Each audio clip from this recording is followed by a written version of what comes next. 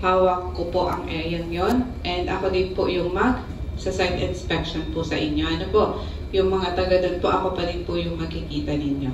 So yung partner ko po for today is si Sir Ed Malate. Sa kanya naman po doon sa Partido area. So ayun po. And ayun, meron po itong site inspection. So, i-discuss ko po ito ng mabilisan lang kasi mahalaga po nakafocus tayo dun sa Balik Pinas po natin. So, kung may question po kayo at tingin po ninyo, mayroon po kayo pwedeng i-avail, feel free po to ask kahit po sinong staff sa atin. So, ngayon, bibilis-bilisan ko lang. Anyway, most of you naman is alam na ito during PDOS. Ano po kung natatandaan pa. So, again, sino nga ba po si OWA sa ating mga buhay?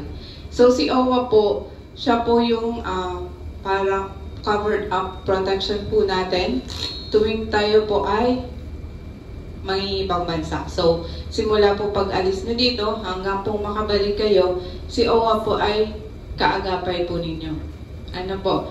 So, yung iba, hindi lang po aware sa mga programs and services ni OWA and sa kung ano man po yung pwedeng itulong ni OWA. So, sinasabi po nila na wala naman yan si OWA. So, minsan po kasi yung iba, takot lang palang mag-approach. Ano po? So, si OWA, ang kanyang mandate po is to deliver welfare services and benefits. And para magawa po yan, si OWA po ay nag-ensure ng capital build-up and fund viability. Ano po? It is a lead government agency, ayun nga po, tasked to promote and protect the welfare and well-being of our OFWs and of course their beneficiaries. Ano po? And yes, it is a membership institution. So, kapag ka po sinabing membership, kailangan nyo po magpa-member para po makasali kayo dun sa organization na yun. Ano po? So, kapag ka po ba hindi na po kayo nakapagbayad, hindi na kayo member? Member pa rin po. Ano po, yun nga lang po is, hindi na active ang tawag doon. So, member pa rin kayo, pero hindi na active. So, we are attached agency of Department of Migrant Workers. So, iba po kami kay DMW, or yung DMW po natin is yung ating dating POEA. So, we are different agency, but we are working hand in hand to promote, of course, and protect the welfare and well-being of our overseas workers. Si OWA po ay single trust fund. Ano pong ibig sabihin ng single trust fund? Yung pong ini-enjoy po ninyong mga benefits nang gagaling po yun sa bawat contribution ng bawat OFWs. So, hindi po kay Philippine government. Ano po? So, mula po yun sa bawat contribution ng bawat isang OFW.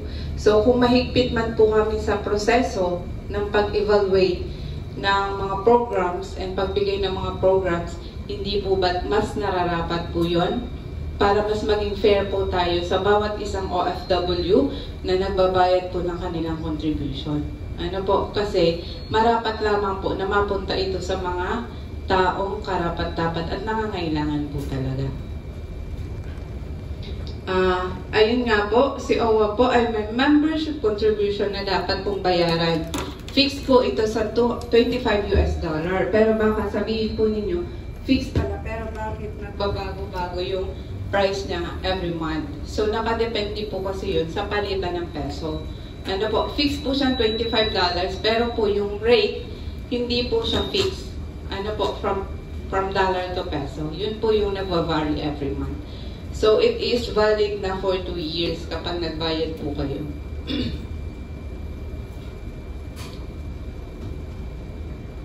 Ayan, sabi ko nga po, si OWA ay present sa entire migration cycle po ninyo. Simula pag-alis nyo dito hanggang kayo ay makabalik. Saan po tayo pwede makapag-avail? Dito po sa Bicol Region, we have our regional office at 4th floor, Ayala Mall, Legazpi City, Albay. And ito pong dito sa atin sa baba is satellite office lamang po. Kaya po itong inyong application is subject for final evaluation po na doon po sa region. So, yung decision po kung approve or disapprove, magmumula po sa ating regional office. Ano po? And we also have field offices from Camarines Norte, Catanduanes, Masbate, and Sorsogon. And we have 37 overseas posts worldwide. So let's go now to our programs and services. We have the Social Benefits Program, Education and Training Assistance Program, Workers Welfare Assistance Program, Social Services, and Family Welfare Services. So isa-isahin po natin kung ano po yung mga services na nakapaloob sa bawat isang program categories na yan. Unahin po natin ang social benefits. Under social benefits, we have disability and dismemberment benefit. So ito po is para po sa ating OFW. Hindi po pwede dito yung kanyang beneficiaries. And dapat po is active po ang kanyang OWA membership. Ilan po ang pwedeng ma-avail dito? Up to maximum of 100,000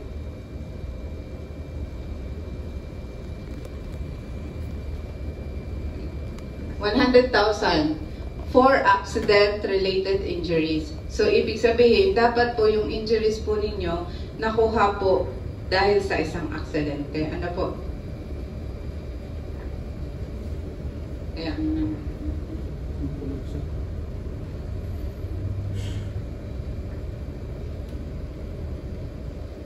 So, ito is subject for evaluation po ng ating mga medical personnel. Kung magkano po yung pwedeng makuha ni OFW, nakadepende po yun doon sa evaluation ng ating mga medical personnel. Duman yan sa taas. And we have the death and burial benefits. Ito po is also for active ang OWA membership. Ano po? So, kapag si OFW namatay po na may active ang kanyang OWA membership dahil po sa natural cause or dahil po sa sakit, pwede po makakuha yung kanyang beneficiary ng 100 assistance. Ito po parang counterpart. Ano pong ibig sabihin? Kapag po si OFW namatay, 1990s pa po yung record niya. Pwede pa po makakuha yung pamilya niya ng bereavement assistance? Yes or no po? Yes po. Para po ito sa mga active ang kanilang OWA membership and para lang din po ito kay OFW. So hindi po ito pwedeng i-avail ng kanyang beneficiaries. Up to maximum of 20,000 pesos ang pwede pong makuha and filing period niya is 1 year after latest date of medical certificate. Po, kasi mukhang lalabas po kayo ng nagaganon-ganon na yun. Ano naman po itong relief assistance? So, itong relief assistance po, ibinibigay po siya kay OFWs. Ano po, hindi po siya kiniklaim ng family ni OFWs. So, kung sakali po na may nangyari po sa bansang pinagtatrabahuan ni OFW, makaka-receive po sila ng special financial assistance. So, sino po dito yung naka-receive ng special financial assistance? So, Education and Training Assistance Program. Dito po, mayroon pa po kayong pwedeng ikuha. Please take the opportunity to enhance our skills. Ano po? So, una-una po under Training and Educational Program is our... Hindi pala siya una. Dito ang una. PIDOS. So, ito yung training na binibigay po sa ating mga OFWs bago po sila makalabas ng bansa. So, karamihan po sa atin, I'm sure na walang bahala lang po natin ito. So, pasok dito, labas doon, text, sama nagsaseminar. Dinidisregard po natin. Kaya po kung sakali na kaya po, at the time na mayroon po tayong hindi magandang naranasan doon, so, hindi po natin alam kung ano yung unang-unang dapat gawin po natin. Yung iba, through social media na lang. Mas madali po yatang tumawag. Ano po, kapag ka life and death situation, Parang ang way out po natin is social media. Pero hindi po ba mas madali po kung alam po natin yung mga right contact number, contact person na pwede nating puntahan. Ano po? So, CPDEP, ito po is comprehensive training para po sa ating mga household workers. Kasi po sila po yung mga nakapisan po sa kanilang mga employer. So, para po hindi sila ma-culture shock, ano po? We also have training for our seafarers. Sino po dito may asawa, boyfriend, or sila mismo ay seafarers? Wala po tayong sea base. Hindi ko na to discuss. Wala po? Sige, skip na natin. So, scholarship for dependents. So, ito po is mahalaga.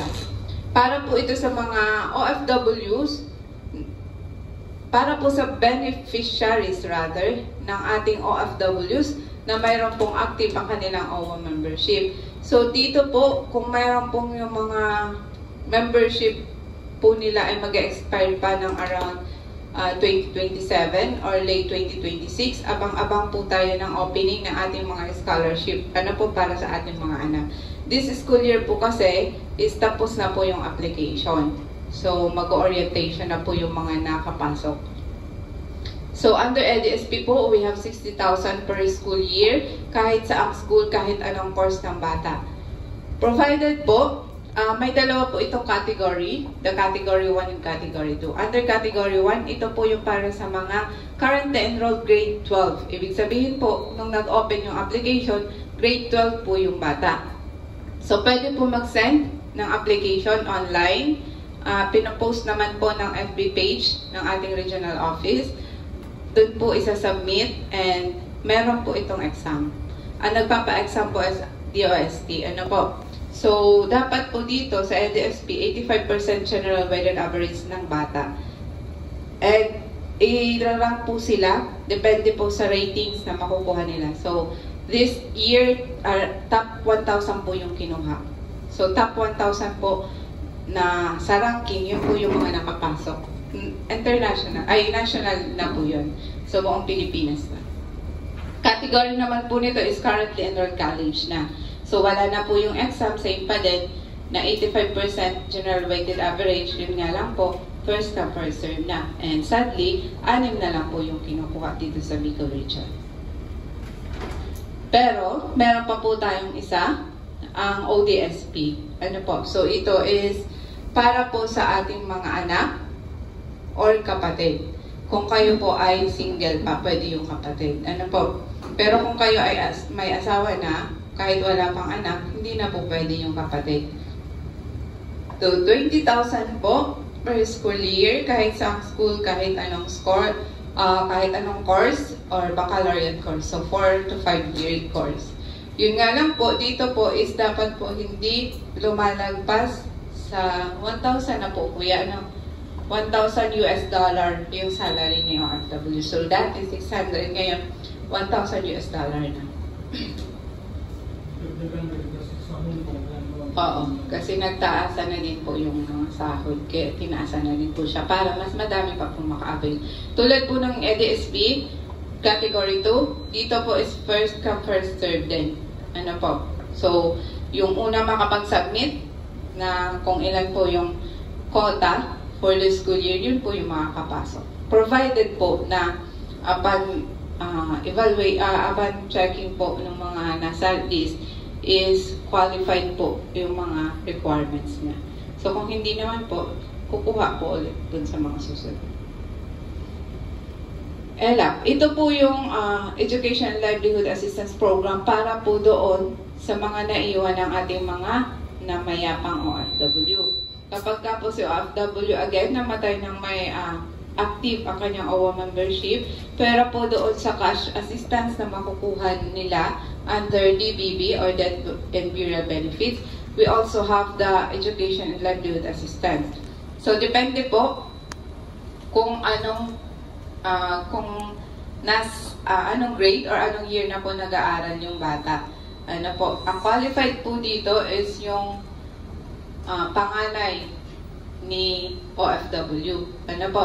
Pero kung hindi po qualified, mag-aral yung panganay ni OFW, yung sunod po. So, pero basta ang una po namin i-check is yung panganay. Ano po? Kapag hindi lang po nag-qualified, saka po dun sa mga susunod. So, hanggang makagraduate na po yung bata na dito. Sa livelihood assistance naman po, ibibigay po ito ng package. Ano po? Livelihood package, hindi po siya cash. So, mag-identify po si OFW, ay si asawa ni OFW or anak ni OFW kung anong business. Yun po yung ibibigay natin. Goods na po yun, hindi po cash. So, SESP, ito po, Skills for Employment Scholarship Program.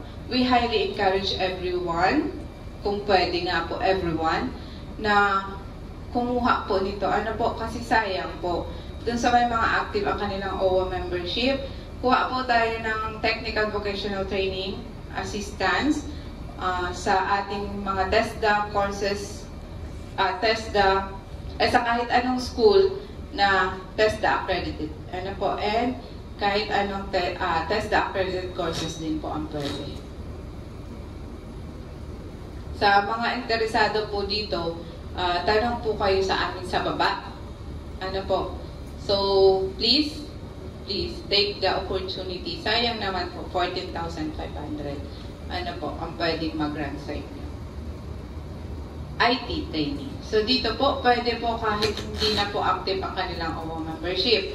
Sino po ang pwede mag-avail? Pwede po kayo, pwede pong anak ninyo, or pamangkin po ninyo. Hindi po dito mahigpit si OWA. Kahit kamag-anak lang po ninyo, pwede nyo pong pa-availin ito. Provided po na makaka-create po kayo ng group na minimum of 15. And dapat po dito is sarili po ninyo yung computer or laptop. Ano po? Siyempre po kasi ito po is IT. Mahirap naman po magpa-training na nagsasalita lang ako dito. Hindi nyo ginagawa on hand. So kapag ka po IT, dapat po sabayan po nag-discuss. Ano po? And ito po is 5 days training. Maganda po ito kasi po may certificate din. Madami po kayong matututunan. And pwede pong gamitin natin sa ating mga online businesses or online works. Ano po, usong-uso na po ngayon yung mga virtual assistants. So, welfare assistance program. Let's go to welfare assistance program. We have the on-site welfare case management. Anong ibig sabihin po? Kapag ka po tayo umalis, doon po sa pupuntahan nating bansa, meron po doon post. Ano po? Ang ating OWA. So, may tao po tayo doon. Yun nga lang po, hindi po kasing dami ng staff dito. So, usually, isang staff lang po nandun. Ano po?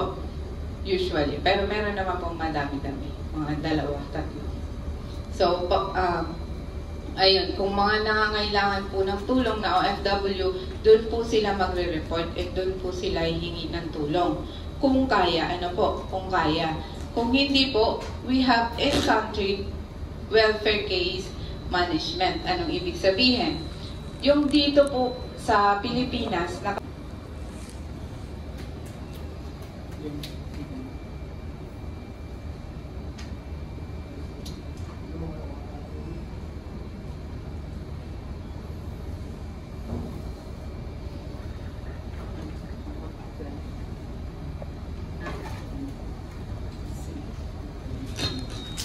so, ibig sabihin yan, yung inyong mga kapamilya dito, pwede pong humingi ng tulong dito po sa amin or kahit sa ampong OWA office or ano po, kahit tawag lang. Ano po, pwede pong humingi ng tulong para po kayo ay mapalipat, mapauwi, or kung ano man po yung gusto po ninyong tulong or yung kinakailangan po ninyong tulong. Na, halimbawa po is nagkasakit, nagkaroon ng problema abroad, or naipit sa digmaan, or sa kahit ano pa man, pwede pong humingi ng repatriation assistance. So, nagbibigay po tayo ng airport assistance, temporary shelter at OWA halfway home, psychosocial counseling, kung ito po is tingin ng ating mga medical personnel is nangangailangan na counseling. Ano po? And transport services and fares for their onward travel to their respective provinces.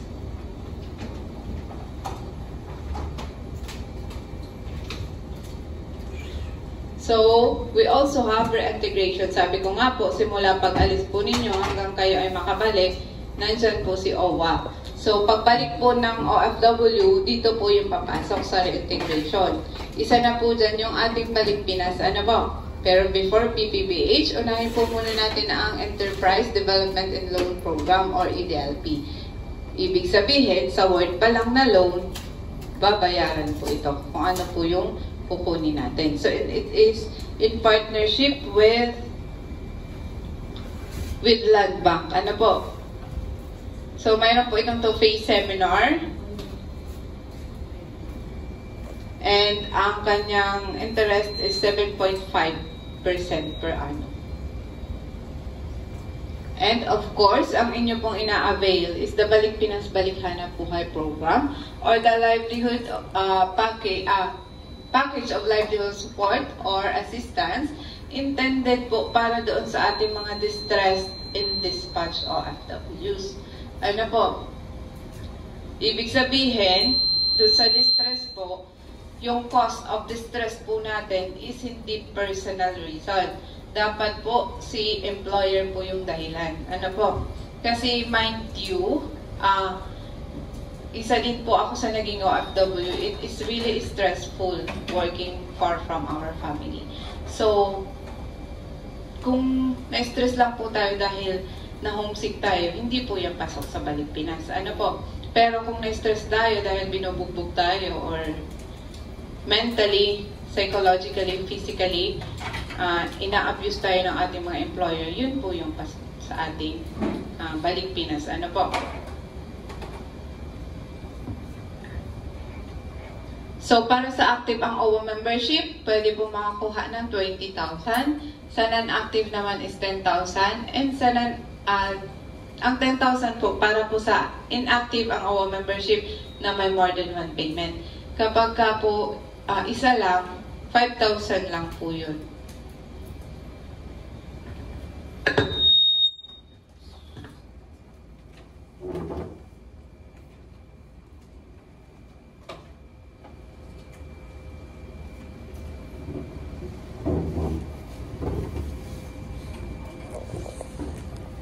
Sa aming mga konting paalala sa amin tungkol nga sa Balik Pinas.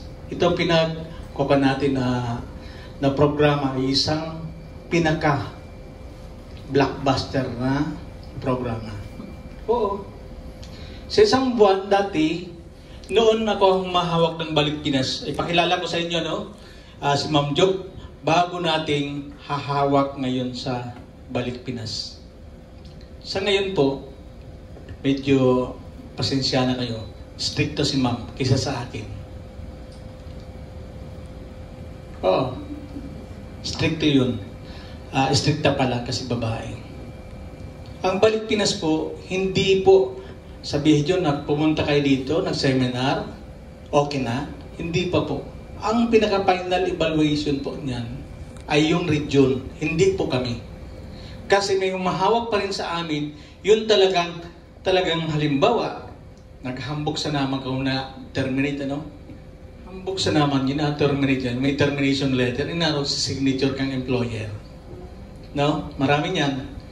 Marami na kalusot, lalong-lalo na Singapore at saka Saudi Arabia. Kasi po, gagawa ng kukuha lang sa Google ng termination letter. Gagayain yung termination ng yung signature ng employer. Kala nga, di namin kinokontak yung mga employer. Opo, contact namin yung employer ninyo. Tapos, ang nagpa-final kung talaga nun, hindi kami. Nandito kayo, akala nyo pasok na, no? Yan pa lahat, disapprove. Nakasimangot. Hindi naman. Isa lang halimbawa sa isang grupo, isang basis, kasi hindi nagkakuha ng kanilang mga, halimbawa may kulang isang documents, di naipasa, yun ang na-disapprove. Pero lahat-lahat naman. Hindi ko sure na sa ngayon kasi hindi na ako mahawak ngayon. Pasensya na kayo, tinutulungan ko lang si Ma'am. Magmula July, hindi na po ako. 2017 hanggang 2025, ako po yun. Ako ang sa Balik Pinas. Medyo matagal-tagal dahil nung 2017 hanggang 2020 nagkuhan tayo, 6 months ito. Halimbawa, nag-apply kayo, walk-in, may seminar, then yung darating ang cheque, kalahating taon. 10,000 pa nun, hindi pa 20. Nagsimula mag-20, yung humawak na si admin pa rin kakdak, nag-20 na. Pag 20,000, yun, nagbaba. 3 to 4 months yung cheque natin. Sa ngayon, hindi ko po alam. Anong pasensya na kayo? Pero kung sino ang aalis sa inyo? Aalis na pupunta sa ibang bansa? Wala pa. Baka mayroon. Magsabi ng totoo, ano? Para yung cheque natin, may pangalan sa inyo. Sa bagay dyan naman sa inyong application, mayroon tayong pipilapan dyan na babalik pa ba para magtrabaho sa ibang bansa. Mayroon dyan. Pero sabi ko nga, kung ako nagbigay sa inyo ng application, huwag mo na mag-fill up ng application ninyo. Dito na pag-seminar. Ganyan ako minabigay ng application. Pero dadalhin po yung application ninyo dito para mag-fill up kayo. Lahat ba may application? Yes. Sino yung taga-batong nagka-text ko kahapon? Ang pangalan nun? Taga-bato? Hindi ka natatawagan? Hindi ka nakaka-receive ng text? Sabi ko wala naman ako na-receive na text. Sino po si... Saan mo na po ang number ko, ma'am?